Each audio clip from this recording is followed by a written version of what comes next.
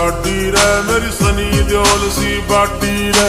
दूध दही का चस्का से एक पीला हाथ की काटी रे, पीला हाथ की काटी रे। ओ हवा बनाई ठाटी रे मेरी सनी देओल सी बाटी रे। दूध दही का चस्का से एक पीला हाथ की काटी रे। शान कसूती बैठक में आओ के खाट की, शान कसूती बैठक में आओ के खाट की।